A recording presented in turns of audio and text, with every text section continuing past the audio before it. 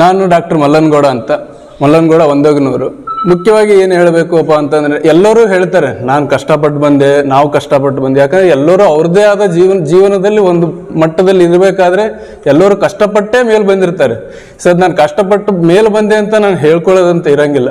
ನಾನು ಸೊಸೈಟಿಗೆ ಏನು ಕೊಡಬಲ್ಲೆ, ನನ್ನಿಂದ ನಾನು ಸೊಸೈಟಿಗೆ ಕೊಡಬೇಕಾದಂಥ ಏನು ನನ್ನಲ್ಲಿ ಕೌಶಲ್ಯಗಳಿದ್ದಾವೆ ಅಂತ ಹೇಳಿಬಿಟ್ಟು ನಾನು ತೋರಿಸ್ಕೋಬೇಕಾಗುತ್ತೆ. ಅವಾಗಲೇ ಅದು ಒಂದು ಸೊಸೈಟಿನ ನನ್ನನ್ನು ಎಕ್ಸೆಪ್ಟ್ ಮಾಡ್ಕೊಳ್ಳುವಂಥ ಚಾನ್ಸಸ್ಗಳು ಇರ್ತವೆ.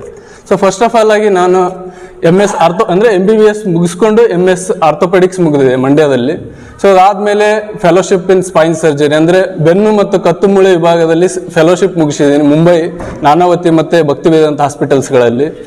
ಸೊ ಅದಾದ ನಂತರ ಬೆಂಗಳೂರಲ್ಲಿ ಒಂದು ವರ್ಷ ವರ್ಕ್ ಮಾಡಿದ್ದೀನಿ. ಸೊ ಆಮೇಲೆ ಇಲ್ಲಿ ಇಲ್ಕಲ್ ಮಟ್ಟದಲ್ಲಿ ನಮ್ಮ ಹಾಸ್ಪಿಟಲ್ ಶುರು ಮಾಡೋಣ ಅಂತ ಹೇಳ್ಬಿಟ್ಟು ಒಂದು ಸಣ್ಣ ಅಂಬೆಗಾಲನ್ನ ಹಿಡ್ತಾ ಇದ್ದೀನಿ. ಸೊ ಈ ಒಂದು ಅಂಬೆಗಾಲು ಏನಕ್ಕೆ ಅಪ್ಪ ಅಂತಂದರೆ, ಇಲ್ಕಲ್ ಮಟ್ಟದಲ್ಲಿ ಎಸ್ಪೆಷಲಿ ಟ್ರಾಮಾ ವಿಭಾಗದಲ್ಲಿ ಇದ್ದಾರೆ ಸ್ಪೆಷಲಿಸ್ಟ್, ಎಲ್ಲ ಕಡೆ ಇದ್ದಾರೆ. ಸೊ ಸೂಪರ್ ಸ್ಪೆಷಾಲಿಟಿ ಅವೈಲಬಿಲಿಟಿನೂ ಕೂಡ ಕೊಡೋಣ ಅಂತೇಳಿ ಸ್ಪೈನ್ ಸರ್ಜರಿ ಆಗಲಿ, ಜಾಯಿಂಟ್ ರಿಪ್ಲೇಸ್ಮೆಂಟ್ಸ್ಗಳಲ್ಲಾಗಲಿ, ಸ್ಪೋರ್ಟ್ಸ್ ಸರ್ಜರಿಗಳಾಗಲಿ, ಇದು ಬಡ ಜನರಿಗೆ ಎಸ್ಪೆಷಲಿ ನಿಲ್ಕಲಕ್ಕೆ ಆಗದೆ ಇರುವಂಥ ಪಾರ್ಟ್ಸ್ಗಳಾಗ್ಬಿಟ್ಟಿದೆ. ಈಗ ಎಷ್ಟೋ ಜನ ನೀವೇ ಕಣ್ಮುಂದೆನೇ ನೋಡ್ತಾ ಇರ್ತೀರಿ, ಮಂಡಿ ನೋವು ಇರುತ್ತೆ, ಸೊಂಟದ ನೋವು ಇರುತ್ತೆ. ಆ ನೋವು ಎಷ್ಟೇ ಇದ್ರೂ ತಡ್ಕೊಂಡು ಅವ್ರು ಮುಂದೆ ಹೋಗ್ತಾ ಇರ್ತಾರೆ. ಏನಕ್ಕೆ ಅಪ್ಪ ಅಂತಂದರೆ ಅವ್ರಿಗೆ ಅದು ನಿಲ್ಕ್ಲಕ್ಕೆ ಆಗದೆ ಇರೋ ಒಂದು ಮಟ್ಟಕ್ಕೆ ಬಂದು ನಿಂತ್ಬಿಟ್ಟಿದೆ. ಅಂದರೆ ಒಂದು ಮಂಡಿ ಚಿಕಿತ್ಸೆ ಬದಲಾವಣೆ ಮಾಡಬೇಕು ಅಂದರೆ 3 ರಿಂದ 4 ಲಕ್ಷ ಈಗಿನ ಕಾಲದಲ್ಲಿ ಖರ್ಚು ಮಾಡಬೇಕು. ಒಂದು ಸೊಂಟದ ಆಪರೇಷನ್ ಆಗಬೇಕು ಅಂದರೆ ಮಿನಿಮಮ್ 1.5 ರಿಂದ 2 ಲಕ್ಷ ಮಿನಿಮಮ್. ಒಂದು ಬೇಸಿಕ್ ಸರ್ಜರಿ ಆಗಬೇಕಂದ್ರೆ ಅಷ್ಟೆಲ್ಲ ಖರ್ಚು ಮಾಡಬೇಕು. ಬಟ್ ಈ ಇಲ್ಕಲ್ ಮಟ್ಟದಲ್ಲಿ ಕಡಿಮೆ ದರದಲ್ಲಿ ಎಷ್ಟು ಸಾಧ್ಯವಾಗುತ್ತೋ ಇವೆಲ್ಲ 3 ಲಕ್ಷ 4 ಲಕ್ಷ ಏನು ಲಕ್ಷಾನುಗಟ್ಟಲೆ ಬರ್ತಾ ಇದ್ದಾವೆ. ಸೊ ಅದು ಆದಷ್ಟು 1000 ಮಟ್ಟದಲ್ಲಿನೇ ಖರ್ಚು ಮಾಡಿಸಿ ಆಪರೇಷನ್ನ ಒಳಗೊಂಡಿಸಬೇಕು ಅನ್ನೋದು ನನ್ನ ಅಂದರೆ ಅತಿ ಮುಖ್ಯವಾದ ಆಶಯ ಇರೋದು. ಸೊ ನಾವು 25ನೇ ತಾರೀಕಿನಂದು ನಮ್ಮ ಇಲ್ಕಲ್ RM ಕುಲಕರ್ಣಿ ಅವರ ಬಿಲ್ಡಿಂಗಲ್ಲಿ ಎಲ್ಲ ಯಂತ್ರೋಪಕರಣಗಳು, ಆಧುನಿಕ ಯಂತ್ರೋಪಕರಣಗಳು ಎಲ್ಲವನ್ನು ಇನ್ಸ್ಟಾಲ್ ಮಾಡಿಸಿ ಒಂದು 50 ಬೆಡ್ಡೆಡ್ ಹಾಸ್ಪಿಟಲ್ ಸ್ಟಾರ್ಟ್ ಮಾಡೋಣ ಅಂತ ಯೋಚನೆ ಮಾಡಿದ್ದೀವಿ.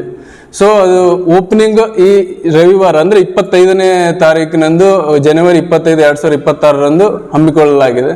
ಸೊ ತದನಂತರ ನೀವು ಏನು ಮಾಡ್ತೀರಿ, ನಮ್ಮನ್ನು ಇಲ್ಲಿ ಏನಕ್ಕೆ ಕರೆಸಿದಿರಿ, ಅದು ನಿಮ್ಮ ಪರ್ಸನಲ್ ವಿಷಯ ಆಗುತ್ತೆ ಅನ್ನೋ ಒಂದು ಮಾತು ಬಂದಾಗ, ಸೊ ನಾವು ಈ ಒಂದು ಮಟ್ಟದಲ್ಲಿ ಮುಂದೆ ಅಂದರೆ ಸ್ಟಾರ್ಟ್ ಆಗಿ ಒಂದು 10 ರಿಂದ 15 ದಿನಗಳೊಳಗೆ ಒಂದು ಕ್ಯಾಂಪ್ ಕೂಡ ಮಾಡಬೇಕು ಅಂತ ಇದೆ ನಮಗೆ, ಹೆಲ್ತ್ ಫ್ರೀ ಕ್ಯಾಂಪ್ ಮಾಡೋಣ ಅಂತೇಳಿ.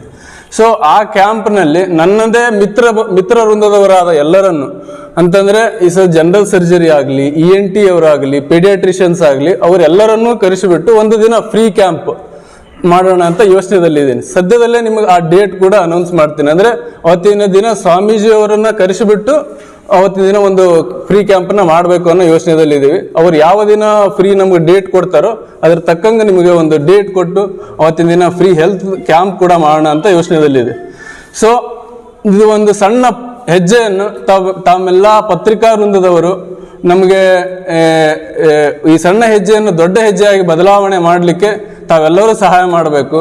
ಮತ್ತು ನಮ್ಮಲ್ಲಿ ರೆಗ್ಯುಲರ್ ಆಗಿ ಅವೈಲೇಬಲ್ ಇರುವಂಥ ಸೇವೆಗಳ ಬಗ್ಗೆ ಕೂಡ ತಿಳಿಸ್ಲಿಕ್ಕೆ ಇಷ್ಟಪಡ್ತೀನಿ. ಸೊ ಮೇಜರ್ ಆಗಿ ಆಕ್ಸಿಡೆಂಟ್ ಪಾರ್ಟ್ ಅಂತೂ ಎಲ್ಲರಿಗೂ ಗೊತ್ತಿದೆ. ಆರ್ಥೋಪೆಡಿಕಲ್ಲಿ accident part this is a basic part. ಅದರ ಸರ್ವಿಸಸ್ಗಳು 24/7 ಕೊಡಬೇಕು ಅನ್ನೋ ಯೋಚನೆದಲ್ಲಿದೆ. ಅದನ್ನು ಬಿಟ್ಟು ರೆಗ್ಯುಲರ್ ಆಗಿ ಜಾಯಿಂಟ್ ರಿಪ್ಲೇಸ್ಮೆಂಟ್ಸು, ಸ್ಪೈನ್ ಸರ್ಜರಿ ಮತ್ತು ಸ್ಪೋರ್ಟ್ಸ್ ಸರ್ಜರಿ ವಿಭಾಗದಲ್ಲಿ ಕೂಡ. ಸ್ಪೋರ್ಟ್ಸ್ ಸರ್ಜರಿ ಅಪ್ಪ ಅಂತಂದರೆ ಲಿಗಾಮೆಂಟ್ ಇಂಜುರೀಸ್ ಅಂತ ಕೇಳಿರ್ತೀರಿ ನೀವೆಲ್ಲ, ಅದೆಲ್ಲ ಬರೋದು ಸ್ಪೋರ್ಟ್ಸ್ ಸರ್ಜರಿ ಪಾರ್ಟಲ್ಲಿ.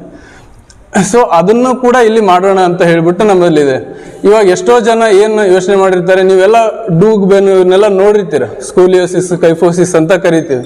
ಆ ಕರೆಕ್ಷನ್ಸ್ಗಳಲ್ಲೆಲ್ಲ ಎಲ್ಲಿ ಮೆಟ್ರೋಪಾಲಿಟನ್ ಸಿಟೀಸ್ಗೆ ಹೋಗಬೇಕಾದ ಸಿಚುವೇಶನ್ ಇರುತ್ತೆ. ಸೊ ಅದನ್ನು ನಾವು ಇಲ್ಕಲ್ ಮಟ್ಟದಲ್ಲೇ ಮಾಡೋಣ ಅಂತ ಯೋಚನೆದಲ್ಲಿದೆ. ಸೊ ಈ ಎಲ್ಲ ಆರ್ಥೋಪೆಡಿಕ್ಕಿಗೆ ಸಂಬಂಧಪಟ್ಟಿರುವಂಥ ಕಾಯಿಲೆಗಳು ಎಷ್ಟೇ ಸಿವಿಯಾರಿಟಿಗೆ ರೀಚ್ ಆಗಲಿ ಅದನ್ನು ಈ ತಾಲೂಕು ಮಟ್ಟದಲ್ಲಿನೇ ಅವೈಲೇಬಿಲಿಟಿ ಕೊಡಬೇಕಂತ ನಾವು ಯೋಚನೆ ಮಾಡಿಕೊಂಡು ಇದು ಒಂದು ಸಣ್ಣ ಹೆಜ್ಜೆಯನ್ನು ಸ್ಟಾರ್ಟ್ ಮಾಡಿದ್ದೀವಿ. ಸೊ ಯಾವುದೇ ಪೇಷಂಟ್ಸ್ಗಳು ಇಲ್ಕಲ್ಲಿಂದ ದೂರಕ್ಕೆ ಹೋಗಬಾರ್ದು. ಸೊ ಯಾವುದೇ ಮೊನ್ನೆ ಹಿಂಗೆ ಒಂದು ಪೇಷಂಟ್ ಬಂದಿತ್ತು. ಸೊ ಅವರು ಹೇಳ್ತಾ ಇದ್ರು, ಹಿಂಗೆ ಒಂದು ಫ್ರ್ಯಾಕ್ಚರ್ ಆಗಿದೆ ಅಂದರೆ ಕೇಳಕ್ಕೆ ಬಂದಿದ್ರು, ಇಲ್ಲಿ ಮಾಡಿಸ್ಬೋದಾ ಇಲ್ಕಲ್ಲಲ್ಲಿ ಅಂತೇಳಿ. ಸೊ ಅವ್ರ ವಯಸ್ಸಾಗಿತ್ತು, 85 ವಯಸ್ಸು. ಇಲ್ಲಿ ಈ ಏಜಲ್ಲಿ ಇಷ್ಟೊಂದು ರಿಸ್ಕ್ ಇರುತ್ತೆ, ಇದು ಇರುತ್ತೆ. ಅವ್ರಿಗೆ 2 ಆಪ್ಷನ್ಸ್ ಹೇಳಿದೆ ನಾನು. ಒಂದು, ಪೇಷಂಟ್ ಇಮಿಡಿಯೇಟಾಗಿ ನಡಿಬೇಕು.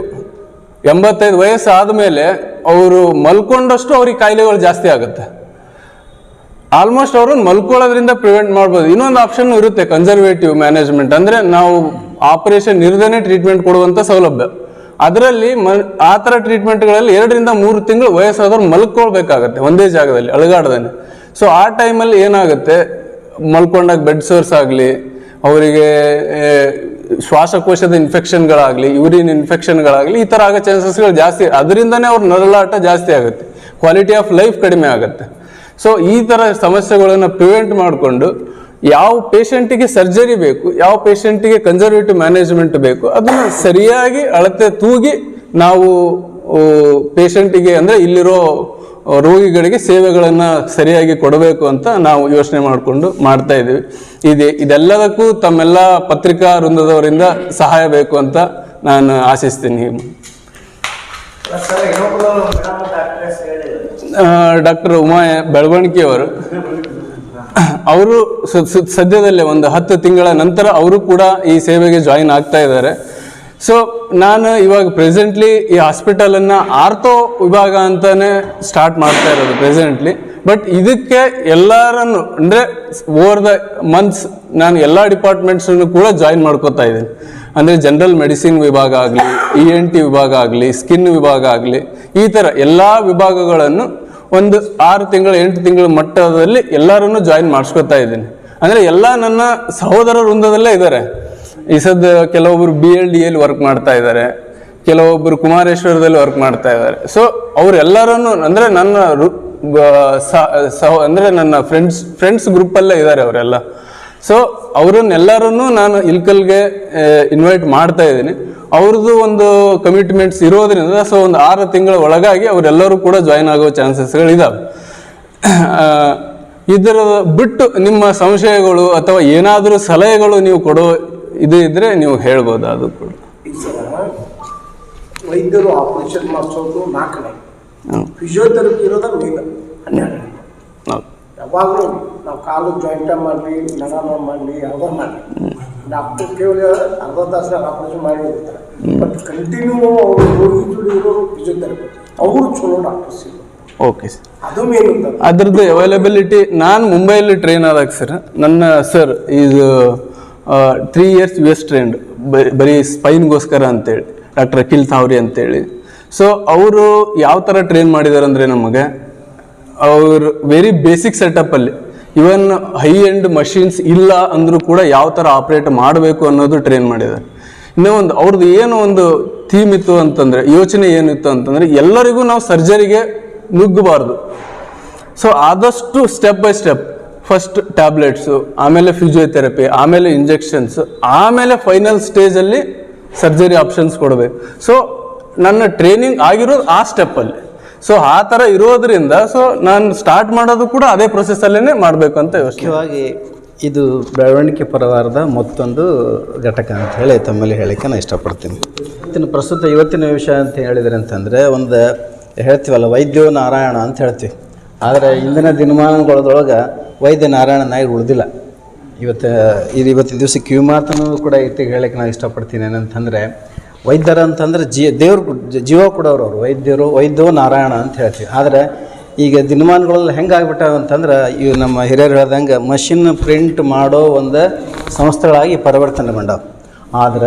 ಆದರೆ ಈ ನಮ್ಮ ಏನು ಈ ಬೆಳವಣಿಗೆ ಪರಿವಾರದ ಮತ್ತು ಒಂದಗನೂರು ಪರಿವಾರದ ಏನು ಚೈತನ್ಯ ಅಂತಕ್ಕಂಥ ಏನು ಹೆಸರಿಂದ ನಾವು ಆಸ್ಪತ್ರೆ ಏನು ಮಾಡ್ಲಿಕ್ಕೆ ಹೊಂಟಿವಲ್ಲ, ಇದು ವೈದ್ಯ ನೋಟ್ ಪ್ರಿಂಟ್ ಮಾಡೋ ಸಂಸ್ಥೆ ಅಲ್ಲ ಅಂಥೇಳಿ ನಾನು ಇದೇ ತಟ್ಟಿ ಹೇಳಲಿಕ್ಕೆ ನಿಮಗೆ ಇಷ್ಟಪಡ್ತೀನಿ. ಯಾಕಂತಂದರೆ ಮಾಂತಪ್ಪ ನಮ್ಗೆ ಎಲ್ಲ ರೀತಿಯಿಂದ ಅನುಗ್ರಹ ಮಾಡ್ಯಾನ, ಎಲ್ಲ ರೀತಿಯಿಂದ ಕೊಟ್ಟಾನ. ನನ್ನ ಮಕ್ಕಳು 3 ಜನ ಡಾಕ್ಟರ್ ಮಾಡ್ಯಾನ, ನಮ್ಮ ತಮ್ಮನ 3 ಮಕ್ಕಳಿಬ್ಬರನ್ನ ಡಾಕ್ಟರ್ ಮಾಡ್ಯಾನ. ಈ ಉದ್ದೇಶ ಏನಂತಂದರೆ, ನಮ್ಮ ತಂದೆಯವರು ನಿಮಗೆಲ್ಲ ಗೊತ್ತು, ಡಾಕ್ಟರ್ ಶಿವಪ್ಪ ಬೆಳವಣಿಗೆ ಅಂತಂದರೆ, ಇವತ್ತಿನ ದಿವಸನೂ ಕೂಡ ಸುತ್ತಮುತ್ತ ನಮ್ಮಪ್ಪ ಏನು ಹೇಳ್ತೀನಿ ಅಂದ್ರೆ, ನೀವು ದುಡಿಯೋದು ಬೇಕಾಗಿಲ್ಲ, ನನ್ನ ಹೆಸರು ಹೇಳಿ ಇಡೀ ಹಳ್ಳಿಗೆ ಹೋಗಿ ಬರ್ರಿ, ನನಗೆ ಊಟ ಹಾಕ್ತಾರೆ, ನಿಮ್ಗೆ ಊಟ ಹಾಕ್ತಾರೆ ಅಂತಿದ್ರು ನಿಮ್ಮ ಜೀವನ ಪರ್ಯಂತ. ಕಾರಣ ಏನಂತಂದರೆ, ಹಂಗೆ ಅವ್ರು ಸೇವೆ ಮಾಡಿದರೆ ಮನೆ ಡಾಕ್ಟರ್. ನಮ್ಮಪ್ಪ ಎಂದೂ ಯಾರ ಹತ್ರ ಹೋಗಿ ದುಡ್ಡು ಕೇಳ್ತಿದ್ದಿಲ್ಲ, ಇಂಜೆಕ್ಷನ್ ಮಾಡಿ ಬರ್ತಿದ್ದ. ಆದ್ರೆ ನಮ್ಮಪ್ಪ ಕೇಳ್ತಿದ್ದ, ಯಾಕಂದ್ರೆ ಮೈ ನಡೆಸ್ಬೇಕಲ್ಲ. ಹಿಂಗೆ ನಮ್ಮ ತಂದೆಯವ್ರದ್ದು ಏನು ಕನಸಿತ್ತಲ್ಲ ವೈದ್ಯಕೀಯ ಕನಸು, ನಾವು 4 ಜನ ಮಕ್ಕಳಿಗೆ ಮಾಡ್ಲಿಕ್ಕೆ ಆಗಲಿಲ್ಲ ಅದು ಅವ್ರ ಮೊಮ್ಮಕ್ಕಳಿಗೆ ಅವ್ರು ಆಶೀರ್ವಾದ ಮಾಡ್ಯಾರ. ಜೊತೆಗೆ ನಮ್ಮದು ಒಳ್ಳೆಯ ಒಂದು ಏನಂತಂದರೆ ರೀತಿಯಲ್ಲಿ ಇವತ್ತಿನ ದಿವಸ ನಮ್ಗೆ ಆ ಮಾಂತಪ್ಪನ ಇದನ್ನು ನಮ್ಗೆ ಕೊಟ್ಟಾನ ಅಂಥೇಳಿ ನಾನು ಅಂದ್ಕೊತೀನಿ. ಮತ್ತು ನೀವು ಮುಖ್ಯವಾಗಿ ತಮಗೆ ಏನು ಹೇಳಲಿಕ್ಕೆ ಪಡ್ತಾ ಇದ್ದೇನೆ ಅಂತಂದರೆ, ನಮ್ಮ ಆಸ್ಪತ್ರೆಯಲ್ಲಿ ದುಡ್ಡಿಗೆ ಪ್ರಾಮುಖ್ಯತೆ ಇಲ್ಲ, ಸೇವೆಗೆ ಪ್ರಾಮುಖ್ಯತೆ. ನೀವು ಇಷ್ಟೆಲ್ಲ ನಮ್ಮ ಹಳೆ ಸ್ನೇಹಿತರೆ ಯಾವುದೇ ಒಂದು ಪ್ರಸಂಗದಲ್ಲೂ ಕೂಡ ನಿಮಗೆ ಇಲ್ಲ ಹಿಂಗೆ ಆಗ್ಯದ ಅಂತ ನೀವು ನನಗೆ ಹೇಳಿದ್ರೆ ನಾವು ತಿದ್ದುಕೊಂಡು ಇದನ್ನು ಮಾಡ್ಕೊಂಡು ಬಂದು ಹೇಳೋಕ್ಕೆ ಸಾಧ್ಯ ಆಗ್ತದೆ. ಯಾಕೆಂದ್ರೆ ಸುಮಾರು 1,35,000 ಜನಸಂಖ್ಯೆ ಮೀರಿರ್ತಕ್ಕಂಥ ಇಲ್ಕಲ್ ನಗರದಲ್ಲಿ ಆಸ್ಪತ್ರೆಗಳ ಅವಶ್ಯ ಇದಾವೆ. ಆದರೆ ಏನಾಗ್ಬಿಟ್ಟದೆ ಅಂದ್ರೆ ಕೆಲವು ಆಸ್ಪತ್ರೆಗಳು ಕೆಲವೊಂದು ವಿಷಯಗಳನ್ನು ಗಟ್ಟಿಯಾಗಿ ಹಿಡ್ಕೊಂಡು ಕುತ್ಕೊಂಡ್ಬಿಟ್ಟವು. ಹೀಗಾಗಿ ಜನರಿಗೆ ಅದು ಗಗನ ಕುಸುಮ ಆಗಿ ಆ ವೈದ್ಯಕೀಯ ಸೇವೆ ಗಗನ ಕುಸುಮ ಆಗಿಬಿಟ್ಟದು.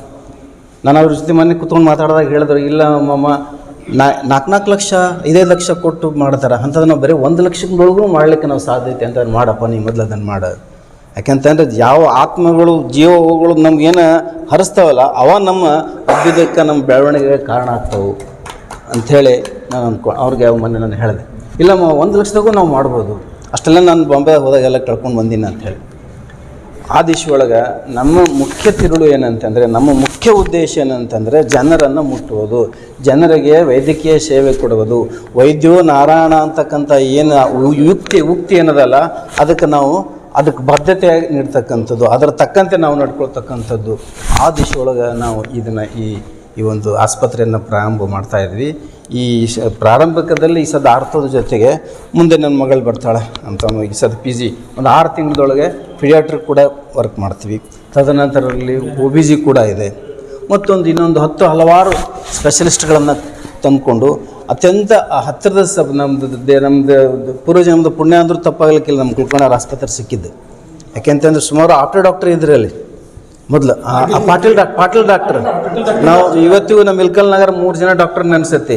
ಆಪ್ಟೋ ಡಾಕ್ಟರ್, CD ಪಾಟೀಲ್, ವಣಿಕೆ ಡಾಕ್ಟರ್ ಅಲ್ರಿ ಅಲ್ಲ CD ಪಾಟೀಲ್ರು ಜನರ ಬ್ಯಾಗಿರೋದು. ಮತ್ತು ಮನೆ ನಮ್ಮ ಈತ ಯಾರ್ರೀ ಅಲ್ಲ ವಣಿಕೆ ಅಲ್ರಿ, ಆಪ್ಟೆ, CD ಪಾಟೀಲ್, ವಣಿಕೆ ಮತ್ತು ನಮ್ದು ENT ಸ್ಪೆಷಲಿಸ್ಟ್ ಡಾಕ್ಟರ್ ಇದ್ರಲ್ಲ ಹಿರಿಯ ಸರ್, ಎಲ್ಲರೂ ಬ್ಯಾಗ್ ಅದಾರ ಇವತ್ತು ಎಲ್ಲರೂ ಬ್ಯಾಗ್ ಅದಾರ. ವಣಿಕೆ ಡಾಕ್ಟರ್ ನಂಗೆ ಹೇಳ್ತಿದ್ದ, ಮಂಜು ನನಗೆ 20 ರೂಪಾಯಿ ಸಾಕು ಸರ್, ಸಚಿತ್ ಇಲ್ಲ 20 ರೂಪಾಯಿ ಸಾಕು. ಎಷ್ಟು ನಮ್ಗೆ ಇವತ್ತು ನೆನೆಸ್ಕೊತೀವಿ ಅಂತಂದ್ರೆ ಅವ್ರನ್ನ ಅಷ್ಟು ನೆನೆಸ್ಕೊತೀವಿ. ಆದ್ದರಿಂದ ನಮ್ಮ ಮಳೆಯನಿಗೆ, ನಮ್ಮ ತಮ್ಮನಿಗೆ, ನಾವೆಲ್ಲರಿಗೂ ನಾವು ಏನು ಅಂದ್ಕೊಂಡ್ವಿ ಅಂದರೆ ದೇವ್ರ ನಮ್ಮ ಮಾತಪ್ಪ ಎಲ್ಲ ಕೊಟ್ಟಾನ. ಆ ದಿಶ ಒಳಗೆ ಹೆಚ್ಚು ದುಡ್ಡು ಅನಿಸ್ಬಾರ್ದು ಅವ್ರಿಗೆ. ನಿನಗೆ 10 ರೂಪಾಯಿ ಖರ್ಚಾಗತ್ತಾ, 2 ರೂಪಾಯಿ ಹೆಚ್ಚಿಗೆ ತಗೋ, 12 ರೂಪಾಯಿ ಹೆಚ್ಚಿಗೆ ತಗೋ, 10ಕ್ಕೆ 20 ರೂಪಾಯಿ ತೊಗೋಬೇಡ, 10ಕ್ಕೆ 20 ರೂಪಾಯಿ ತೊಗೋಬೇಡ ಅಂಥೇಳಿ ನಾವು ಹೇಳಿದ್ದಾಗ್ಯದ. ಆ ರೀತಿನ ಅವರು ಕೂಡ ನಡ್ಕೊತಾರೆ. ಮುಂದಿನ ದಿನಮಾನದೊಳಗೆ ಏನಪ್ಪ ಇಲ್ಕಲ್ ನಗರದೊಳಗೆ ಎಲ್ಲ ರೀತಿಯಿಂದ ವೈದ್ಯರು ಸಿಗ್ತಾರೆ. ಮತ್ತು ಇಲ್ಲಿ ವೈದ್ಯಕೀಯ ವೆಚ್ಚ ಏನದಲ್ಲ ಅತ್ಯಂತ ಕಡಿಮೆ ಅದರೊಳಗೆ ಸಿಗ್ತದೆ. ಮತ್ತು ಸಂಪೂರ್ಣ ನಮಗೆ ಅಲ್ಲಿ ನಾವು ಹೊಸಬರಾಗಿ ನಾವು ಚೈತನ್ಯ ರೂಪದಲ್ಲಿ ಹೊರಗೆ ಬರ್ತೀವಿ. ಚೈತನ್ಯ ಹೇಳ್ತಕ್ಕಂಥ ಹೆಸರನ್ನು ಮುಖ್ಯ ತಿರುಳು ಅದ.